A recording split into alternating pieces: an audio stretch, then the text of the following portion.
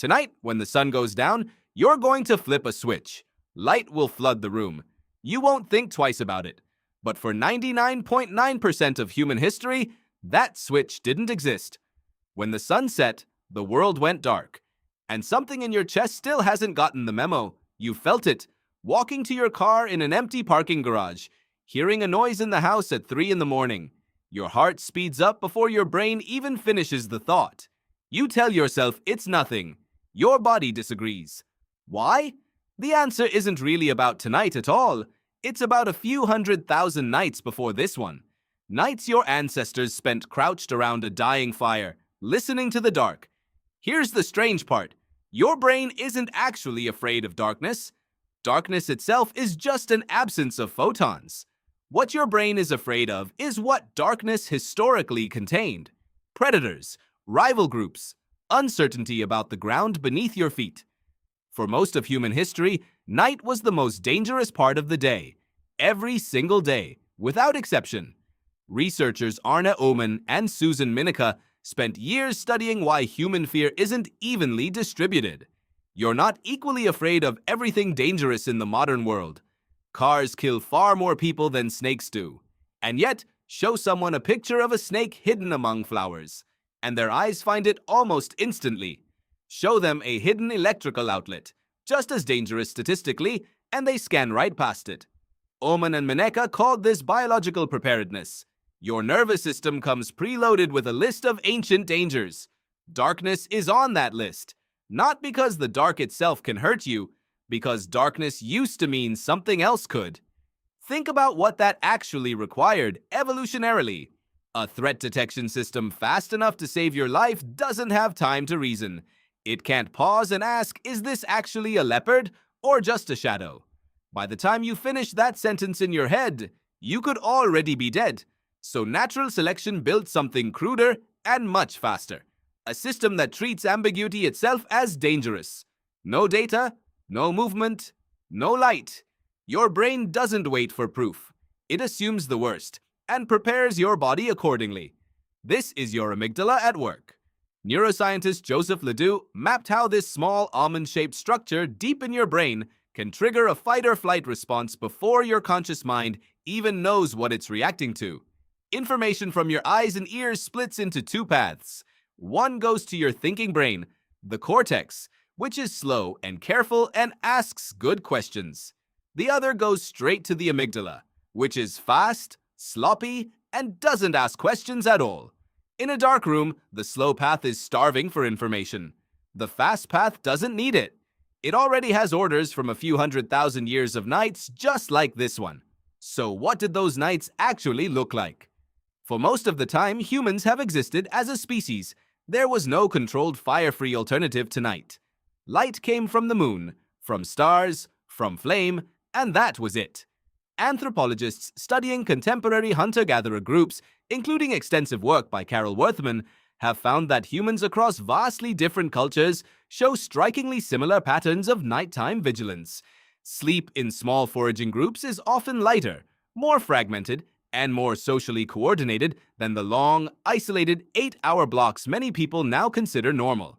Someone is usually half listening. Someone is usually near the fire. This isn't a flaw in ancient sleep. It's a feature. A fully unconscious human, alone, in the dark, was a liability the species could not consistently afford. Now here's the twist that makes this stranger than it first appears. The actual statistical danger of nighttime has collapsed for most people reading this. You almost certainly are not going to be eaten by anything tonight. Your home has locks, walls, and probably a phone with a flashlight brighter than any torch your ancestors ever carried. By any rational measure, modern night should be the safest environment a human has ever slept in. And yet, the fear hasn't updated. Why would it? Evolution doesn't optimize for accuracy. It optimizes for survival, and those two things are not the same. A fear response is essentially free if you're wrong, and catastrophic if you're right and you don't have it. So natural selection doesn't fine-tune a fear system to be precisely correct about modern parking garages. It just keeps the system running, generation after generation, because the cost of dialing it down too far has historically been death. And the cost of leaving it running is just a slightly racing heart in a perfectly safe hallway. This is what researchers call an evolutionary mismatch. Your psychological hardware was built for one environment and is now operating in a completely different one. Biologist Daniel Lieberman has written extensively about how many modern discomforts, physical and psychological, come from exactly this gap. Your body and brain are running ancient software on a radically updated operating system, and night is one of the clearest examples of the lag. It even shows up in your body, not just your thoughts. Studies measuring skin conductance, essentially tracking subtle changes in sweat that reveal subconscious arousal, have found that humans react more intensely to ancestral threats like darkness, heights, and snakes than to objectively more dangerous modern threats like firearms. Researcher Eva Landova and colleagues found this pattern held even when participants knew, intellectually, that the modern threat was statistically worse. Knowing didn't change feeling. Your sweat glands, it turns out, are still voting based on information from tens of thousands of years ago. So why does the unease specifically spike in the dark, and not, say, in a brightly lit room with the exact same statistical safety? Because darkness removes your best tool. Across the entire animal kingdom, vision is the primary sense most species use to detect threats at a distance. Humans are overwhelmingly visual animals. Take that away, and every other system has to compensate, and compensation feels like alertness. Your hearing sharpens. Your skin gets more sensitive to temperature changes and air movement. Your mind starts filling gaps with possibility because incomplete information feels more dangerous to a survival system than no information at all. A completely silent, pitch-black room isn't neutral to your nervous system. It's a question your ancestors' brains were built to never leave unanswered. There's a deeper layer here, too. It isn't only physical danger your ancestors faced at night. It was also social danger. For a creature as fundamentally social as a human, isolation itself has historically been a threat. Alone, separated from the group, unable to call for help and be heard, in the dark. Some researchers argue this is part of why loneliness and darkness so often amplify each other psychologically. The fear isn't purely about claws or footsteps, it's about the absence of your tribe, at the exact moment your tribe would have mattered most. Consider how differently you experience darkness depending on who else is in the room. The same pitch-black hallway that quickens your pulse when you're alone barely registers when a friend is walking beside you. Nothing about the physical danger has changed. The leopard, if there were one, would be just as real either way. But your nervous system isn't only calculating physical risk, it's calculating social risk, and a body in company has always been a body with backup. Anthropologist Carol Worthman's cross-cultural sleep research found that in small-scale societies, sleeping arrangements are rarely solitary by accident. People cluster. Children sleep near caregivers. Adults take turns at the edges of the group, closer to the dark. This isn't superstition passed down as tradition. It's a working system, refined over countless generations, for distributing vigilance so that the group as a whole never goes fully unguarded. Modern life has quietly dismantled most of that system. You likely sleep alone or with one other person behind a locked door, in a room with no one keeping watch outside it. This is, historically speaking, a deeply unusual arrangement. For nearly the entire span of human existence, sleeping in total isolation, with zero social backup, would have been a strange and risky choice. Today, it is simply Tuesday night. Your brain, however, did not get a memo announcing that the arrangement had changed. It still runs a background calculation that, on some level, registers solitary darkness as understaffed. This might explain something else you've probably noticed. Fear in the dark spikes hardest in unfamiliar places. A creak in your own house barely registers. The same creak in a hotel room you've never stayed in before can stop your breath. Familiarity functions as a kind of safety map. Your brain has already audited a space it knows well, has already filed away which sounds are the pipes and which are the floorboards settling.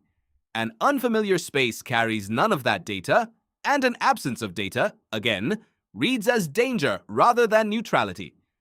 Researchers studying spatial memory and threat assessment have repeatedly found that humans process unfamiliar environments with heightened vigilance regardless of actual risk level. a pattern consistent across age groups and cultures. So here's where this lands. Back in your bedroom tonight. When you feel that flicker of unease walking through a dark hallway, that isn't a malfunction. It isn't anxiety in the clinical sense, and it isn't something broken in you specifically. It's an inheritance, a direct, traceable line back through every human who managed to survive the night long enough to have children who also survived the night. Generation stacked on generation, each one passing down a nervous system just sensitive enough to keep noticing the dark. Think about how many separate nights had to go right for you to exist at all. Every ancestor in that chain, stretching back further than written history, further than agriculture, further than fire itself in the earliest stretches, had to make it from one sunset to the next sunrise enough times to raise a child who could do the same. Most of the ones who stopped noticing the dark, who let that quiet alertness fade, simply didn't get the chance to pass anything down at all. You are not descended from the relaxed ones. You are descended from the ones who flinched at the right moment, who listened a little longer than felt comfortable, who treated the dark with exactly the suspicion it once deserved. That's worth sitting with for a second, because it reframes the feeling entirely. The unease isn't a sign that something is wrong with your psychology. It's a kind of biological signature. Proof of an unbroken line of successful caution running all the way back to whenever this trait first proved useful. Every time you feel that small, irrational spike of alertness in a dark room, you are feeling the same thing that kept your great-great-great-grandparents, and theirs again, alive long enough to matter. You are, quite literally, the descendant of the ones who stayed alert. The room is safe. The locks are real. The light switch is one motion away. And still, for 1/2 second before your hand finds it, something far older than you runs a quick check on the dark. Just to be sure. Tonight, when the sun goes down and you flip that switch without thinking, know that the 1/2 second of unease before it isn't a glitch. It's a few 100,000 nights quietly doing their job.